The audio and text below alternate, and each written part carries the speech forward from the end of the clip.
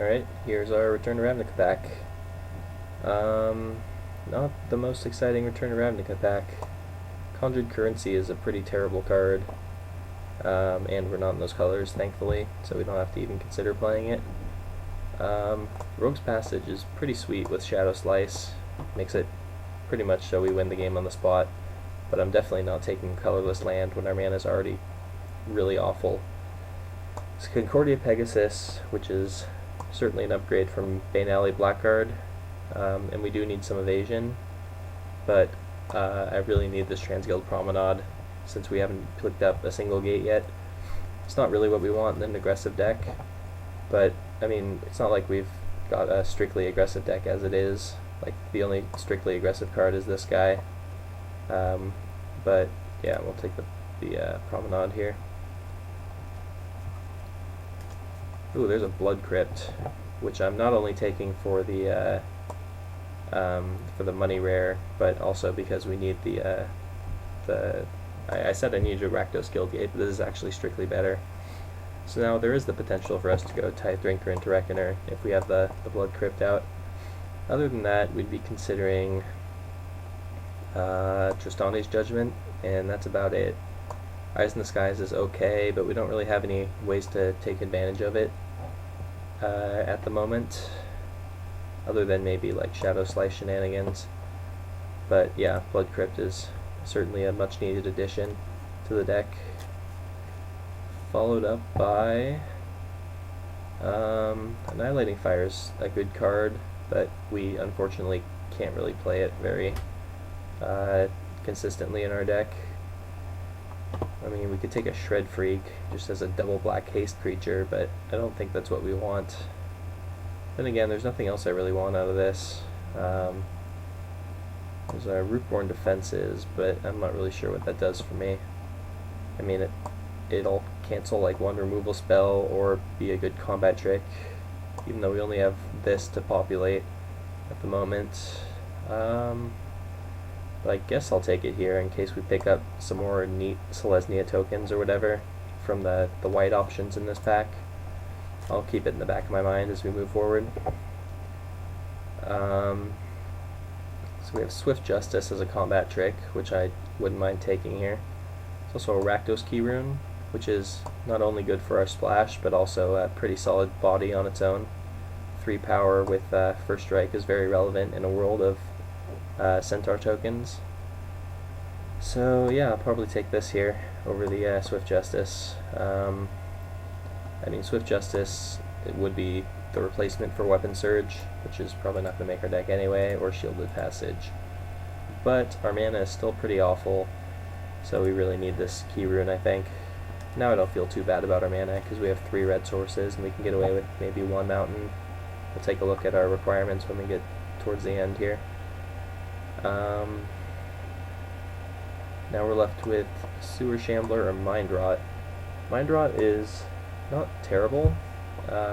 It's good against creatures with like decks with high ends. Like, it's pretty awful against the aggressive decks. But I think we have pretty good game against the aggressive decks as it is. Our 3-drop slot is pretty full as it is, so I think I'd rather take the sideboard card than a pretty underwhelming creature at the 3-drop slot. And now we get a bear, which I'll just take here. Actually, yeah, we're running a little bit low on creatures. We only have 12, so Tavern Swindler's going to have to be the pickup over Swift Justice here. I cut the Mind Rot. Probably cut the Shadow Slice. We're still a little low on playables, but yeah, we just need to pick up maybe 2 more creatures and I'll be happy. Street Sweeper actually doesn't sound like the worst thing in the world. It doesn't have Vigilance like the Maze Sentinel, but it's another finisher that we can consider. And the alternative would be like Drainpipe Vermin, but we already have 2 other 1-drops, and you generally don't want more than that in the deck, if any. And there's nothing else in our colors to consider, so I'll take the colorless card. That's going to be pretty easy to cast. Then we get Rakdos Cackler, or Fencing Ace. Fencing Ace is an interesting card. What do we have to combo with it? Holy Mantle. well, we do have the weapon surge, but cut that. Maybe we'll get a Swift Justice back or something. I don't know. Like, I don't think there's very much we have to take advantage of Fencing Ace at the moment. And I don't really want another 1-drop, so I'll take it and consider it. And yeah, I'll take a Cremate for the board, I guess. Even though it only comes in against one deck, and even then it's pretty iffy. Perilous Shadow is a fine option. We needed another creature at that slot as it was, so I'm not too unhappy with that. Don't really need any of these. Certainly don't want to play the Shred Freak, so I'm just going to take this thing, steal it away from the red aggressive creature deck. And we're sitting at 25 playables, but there's definitely some things I wouldn't mind cutting.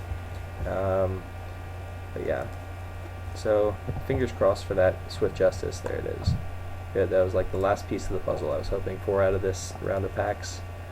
So now I'm actually not too unhappy with this deck. We got the fixing we needed here at the end. We have a good suite of creatures. We have some finishers.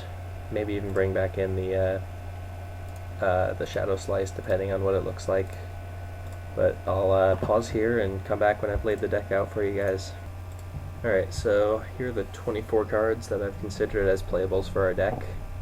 There are a couple sketchy cards in here that I'm a little concerned about, Fencing Ace being first among them.